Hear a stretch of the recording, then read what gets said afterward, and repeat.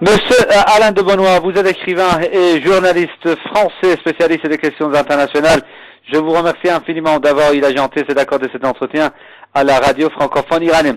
Monsieur de Benoît, tout d'abord, votre analyse sur cette conférence et sur la sécurité nucléaire à Washington. On a en fait choisi le thème de la sécurité nucléaire pour cette conférence alors que le pays organisateur a proféré en fait de menaces contre certains pays du monde. Votre analyse est sur ce sujet, s'il vous plaît. Bien écoutez, c'est un sommet qui est assez curieux parce que il s'agit de parler de sécurité nucléaire et apparemment de lutter contre la prolifération des armements nucléaires.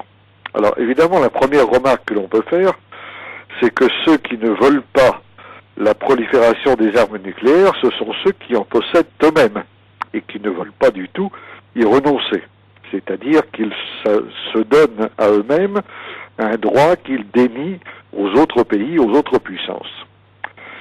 La deuxième remarque, c'est que la réduction des armements nucléaires dont il a été parlé a une valeur, il faut bien le dire, surtout symbolique.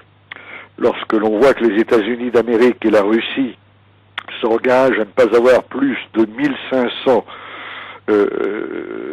têtes nucléaires ou bombes atomiques, il est bien clair qu'en avoir 1500 ou en avoir 2000, c'est toujours disposer du pouvoir de détruire plusieurs fois l'intégralité de la planète.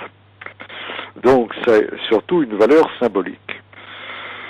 Troisièmement, lorsque l'on parle de non-prolifération nucléaire, il est très curieux que des pays comme l'Inde ou le Pakistan ont pu se doter de cet armement alors qu'ils s'étaient engagés à ne pas le faire, et en mettant en quelque sorte les puissances occidentales devant le fait accompli, qui maintenant l'ont tout à fait accepté. Quatrième remarque, il est très remarquable qu'à ce sommet nucléaire ne participait pas l'État d'Israël, qui, comme on le sait, possède plusieurs centaines de têtes nucléaires dont il s'est doté en violation de toutes les conventions internationales. Et il n'y a pas participé parce qu'il craignait que l'on fasse pression sur lui pour restreindre son programme d'armement nucléaire. J'ajouterai enfin, pour terminer, une petite remarque, c'est que non seulement les États-Unis disposent évidemment d'un stock d'armement nucléaire considérable, mais ils les répartissent dans le monde, y compris dans des pays qui n'ont pas d'armement nucléaire eux-mêmes. Je prendrai un seul exemple, qui est l'exemple de l'Italie. On sait aujourd'hui que les États-Unis ont entreposé en Italie 90 bombes nucléaires.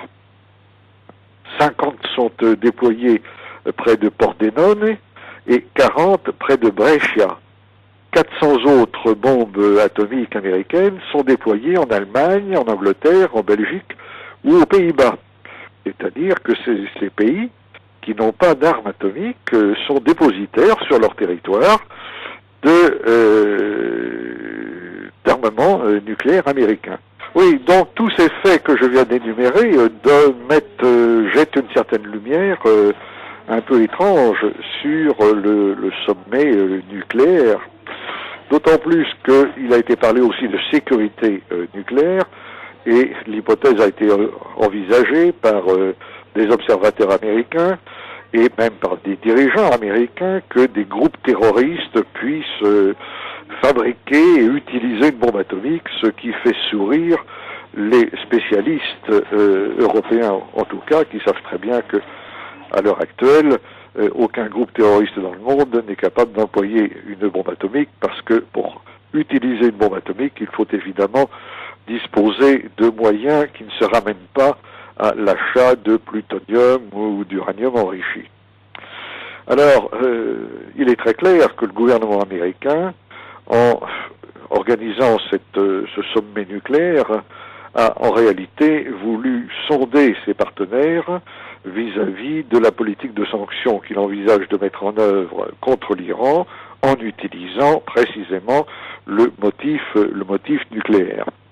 Donc tout cela ne laisse pas très bien augurer de la suite et jette une ombre assez peu favorable sur les véritables intentions de ceux qui ont réuni ce sommet.